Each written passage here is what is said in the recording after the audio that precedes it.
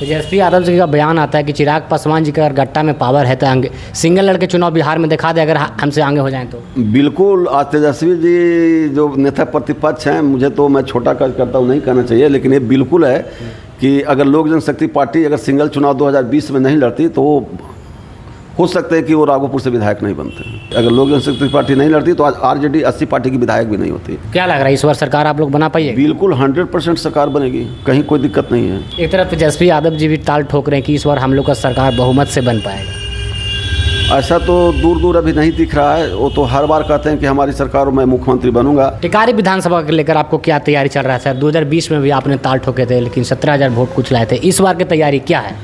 मैं चुनाव हारने के बाद भी टिकारी विधानसभा में लगातार अपने लोगों के बीच, अपने गरीब वर्करों के बीच, अपने कार्यकर्ताओं के बीच, अपने शुभचिंतकों के बीच हमेशा उपस्थिति रहा। और ख़ास करके मैं वहाँ एक प्रखंड का मेरी माँ प्रमुख भी है। इस नाते मुझे जब भी मौका मिला है तो दबे कुचले जितने भी हमारे वहाँ के नौजवान साथी कार्यकर्ता गाँव हैं, मैं उन्होंने भरपूर काम करने का काम किया। उनके साथ कंधों में कंधों मिला करके हमेशा हम उस क्षेत्र में लगे रहे हैं। नेता प्रतिपक्ष तेजस्वी यादव जी का बयान आता है कि मुख्यमंत्री नीतीश कुमार जी का लड़का निशांत कुमार जी राजनीतिक में आना चाहते हैं, लेकिन उनका करीबी लोग हैं जो निशांत कुमार जी का राजनीतिक में आने से रोक रहे हैं। इसी मसले पर बातचीत करने के लिए आज हमारे साथ लोक जनशक्ति पार्टी का वरिष्ठ नेता कमलेश शर्मा जी हैं। इन्होंने 2020 में टिकारी विधानसभा से ताल भी ठोके थे लेकिन हार का सामना करना पड़ा। सर ये बताया जाए, निशांत कुमार जी को राजनीतिक में आने से कौन रोक रहे हैं आखिर? ऐसा तो नहीं है कि निशांत कुमार जी को आने से कोई रोक रहे हैं, क्योंकि जनता भी, बिहार के युवाओं का भी मांग है कि निशांत जी जेडीयू में आएँ और अपनी जवाबदेही और पार्टी का कार्यभार संभालें। उनको करीबी लोग पर तो तेजस्वी यादव जी कटाक्ष कर रहे हैं।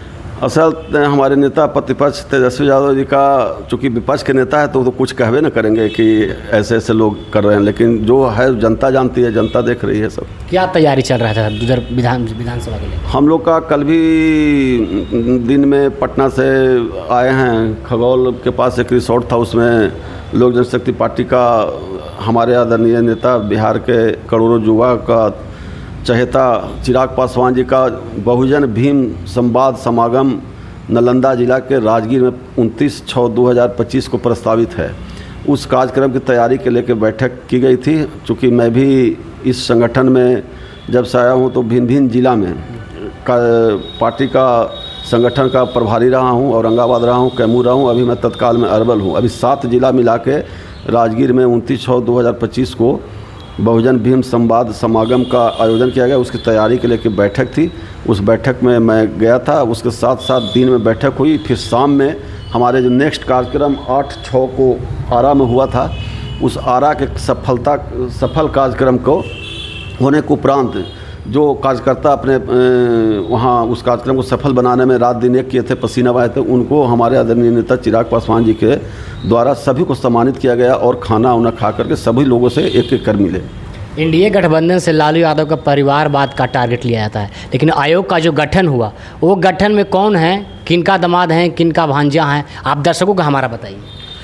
एक्चुअली जो लोग आरोप लगा रहे हैं ये बिल्कुल गलत है। क्योंकि आज मृणाल पासवान हमारे पार्टी के जो बने हैं मेंबर अध्यक्ष, वो आज नहीं आजीवन लोक जनशक्ति पार्टी में कार्य करते रहे हैं। तो जब पार्टी का मौका आया तो निश्चित रूप से किसी न किसी को तो मौका मिलना ही चाहिए। वो तो बहुत दिन से पार्टी में थे, कोई आज तक कोई पद नहीं मिला था। दूसरे हमारे जीतनराम मांझी जी की भी है, तो उनकी भी अपनी पहचान है। डिप्टी सीएम रहे, सीएम रहे हैं, उनके बेटा मंत्री हैं, उनके समधन विधायक है, उनके पतोहू विधायक हैं। तो ऐसा नहीं है कि उनके में कलीवर नहीं है और क्षमता नहीं है और अथी नहीं है। और हमारे जितने भी आयोग के सदस्य बने हैं हमारे एनडीए गठबंधन के तहत, सभी योग्य आदमी बने हैं। जिनकी ज़रूरत थी उस अनुसार सरकार ने सबको भेजा है। मुजफ्फरपुर में एक घटना हुई दलित बच्ची का, वो घटना को लेकर साधु पासवान जी का बयान आता है कि चिराग पासवान जी पासवान समाज का दुश्मन है। वो तो देखिए, चिराग पासवान जी पासवान समाज का दुश्मन है। साधु पासवान जी का स्टेटमेंट आता है। साधु पासवान जी अपने निजी स्वार्थ में, अपने जिसका निजी स्वार्थ कहा जाता है, जिनको उनको बहुत जल्दी में कुछ चाहिए, तो मुझे तो नहीं लगता है कि जहाँ वहाँ कुछ नज़र दूर दूर पड़ रही है। कोई उनकी पार्टी में भी कोई वैसा फिक्स जवाबदेही नहीं है जिससे कि उनके कुछ भलाई हो सके। आज लोक जनशक्ति पार्टी एक ऐसी पार्टी है जो पूरे बिहार में का पूरे देश में, हम जब से लोक जनशक्ति पार्टी में जुड़े हैं तो कोई ऐसा राज्य नहीं है जहाँ लोक जनशक्ति पार्टी का फॉलोवर और हमारे कार्यकर्ता नहीं है, हर एक स्टेट में हैं। लोक जनशक्ति पार्टी बिहार में कितना सीट पर लड़ने का संभावना है? अभी देखिए, ये अंदरूनी हमारे नेता तय करेंगे और ये 5 पार्टी की गठबंधन है। अब पूरी मजबूती के साथ ही मैं निश्चित रूप से कहूँगा कि पूरी मजबूती के साथ एनडीए के साथ हमारी लोक जनशक्ति पार्टी की अलायंस है। और लोक जनशक्ति पार्टी को वो मतलब जो भी हमारे सीट मिलेंगे, हमारे अगले बार भी 5 लोकसभा मिले थे, तो 5 लोकसभा में हम लोगों ने पूरी 100% सीट जीतने काम करे थे। उसी तरह हमारे विधानसभा में जो अलायंस के अंदर सीटें तय होगी, वो पूरी सीट हमारी पार्टी जीतेगी। तेजस्वी यादव जी का बयान आता है कि चिराग पासवान जी का अगर गट्टा में पावर है तो सिंगल लड़के चुनाव बिहार में दिखा दे अगर हमसे आगे हो जाएं तो। बिल्कुल, आज तेजस्वी जी जो नेता प्रतिपक्ष हैं, मुझे तो मैं छोटा कार्यकर्ता हूँ नहीं कहना चाहिए, लेकिन ये बिल्कुल है कि अगर लोक जनशक्ति पार्टी अगर सिंगल चुनाव 2020 में नहीं लड़ती तो हो सकता है कि वो राघोपुर से विधायक नहीं बनते, क्योंकि हमारी पार्टी के वहाँ मजबूत साथी, नाम मैं भुला रहा हूँ, उन्होंने काफ़ी 18,000 मत ला करके लोक जनशक्ति पार्टी का वहाँ वोट लाए थे, इसलिए ही तेजस्वी जी की जीत सुनिश्चित हुई थी। अगर लोक जनशक्ति पार्टी नहीं लड़ती तो आज आरजेडी 80 पार्टी की विधायक भी नहीं होती। टिकारी विधानसभा को लेकर आपको क्या तैयारी चल रहा है सर? 2020 में भी आपने ताल ठोके थे, लेकिन 17,000 वोट कुछ लाए थे। इस बार की तैयारी क्या है? मैं चुनाव हारने के बाद भी टिकारी विधानसभा में लगातार अपने लोगों के बीच, अपने गरीब वर्करों के बीच, अपने कार्यकर्ताओं के बीच, अपने शुभचिंतकों के बीच हमेशा उपस्थिति रहा। और ख़ास करके मैं वहाँ एक प्रखंड का मेरी माप प्रमुख भी है, इस नाते मुझे जब भी मौका मिला है तो दबे कुचले जितने भी हमारे वहाँ के नौजवान साथी कार्यकर्ता गाँव हैं, मैं उन्होंने भरपूर काम करने का काम किया। उनके साथ कंधों में कंधों मिला करके हमेशा हम उस क्षेत्र में लगे रहे हैं। तो निश्चित रूप से लोक जनशक्ति पार्टी एवं कार्यकर्ताओं की मांग है कि 2005 में भी टिकारी लोक जनशक्ति पार्टी जीती थी और 2025 में भी अगर एनडीए के तहत लोक जनशक्ति पार्टी की सीट मिलती है तो शानदार जीत होगी। क्या कमियां है सर? कैंपेनिंग कर रहे हैं, आपका गृह है वहाँ, क्या कमियां क्या है? वर्तमान जो विधायक जी हैं क्या किए हैं, क्योंकि लगातार जीत रहे हैं? वर्तमान विधायक जी में कमियां की बात नहीं कर रहे हैं। हर पार्टी की अपनी चाहत है कि हमारा अपना सीट, अपना एमएलए हो। तो जब मैं 5 साल से वहाँ लगातार मैं हारने के बाद भी क्षेत्र में मेहनत कर रहा हूँ, तो पार्टी भी हमारी चाहती है कि वहाँ लोक जनशक्ति पार्टी, हमारी कार्यकर्ता, हमारे वहाँ के प्रत्याशी हमेशा साथ रहे हैं, क्षेत्र में उपस्थिति रही है, इसलिए चाहती है कि लोक जनशक्ति पार्टी भी टिकारी सीट से लड़े। अगर आपका पार्टी की तरफ से जिम्मेदारी मिलती है तो क्या जो वर्तमान विधायक हैं उनको टक्कर दे सकते हैं? जैसे एनडीए में हम पार्टी भी है, वो हम पार्टी के विधायक है, तो शीर्ष नेतृत्व तय करेगी कि ये जो गया का 10 विधानसभा है पर किस पर लोजपा लड़ेगी, किस पर हम लड़ेगी।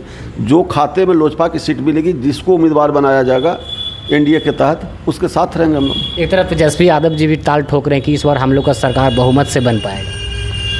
ऐसा तो दूर दूर अभी नहीं दिख रहा है। वो तो हर बार कहते हैं कि हमारी सरकार में मुख्यमंत्री बनूंगा, लेकिन अभी जो एनडीए गठबंधन का जो स्वरूप है वह बहुत ही मजबूत गठबंधन है।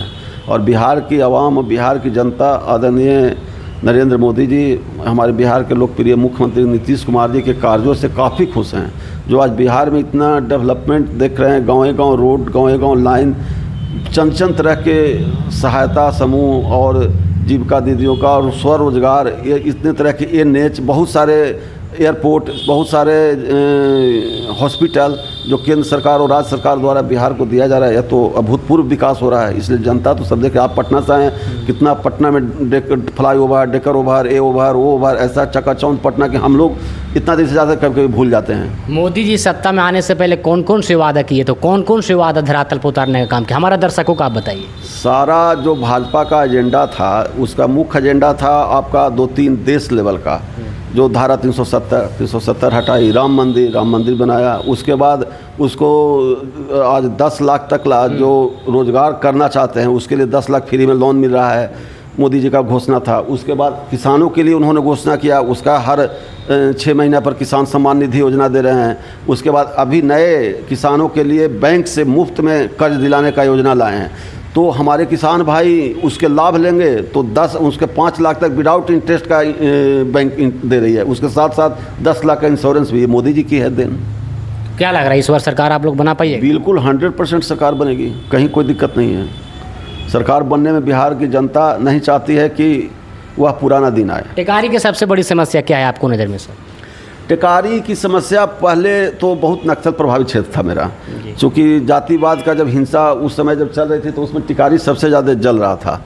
लेकिन आज के दिन में हमारे टिकारी में मैं चाहता हूं कि हमारे आदरणीय नेता चिराग पासवान जी मंत्रालय हैं तो कुछ वहाँ डेवलपमेंट तो अब हर पूरे बिहार में आप देख रहे हैं कि गली रोड नल्ले ये सब तो बन गए हैं, लेकिन जो और अग्रतर विकास होना चाहिए जैसे कि युवाओं के लिए खास करके, तो हमारे के यहाँ कोई फैक्ट्री लग जाए, हमारे के यहाँ कोई बहुत बड़ा विद्यालय खुल जाए, जो बाहर कोटा लोग जाता है छात्र, दिल्ली छात्र जाता है, उसकी व्यवस्था गया में हो जाए, उसकी व्यवस्था टिकारी में हो जाए, तो हमारा बिहार विकास करेगा।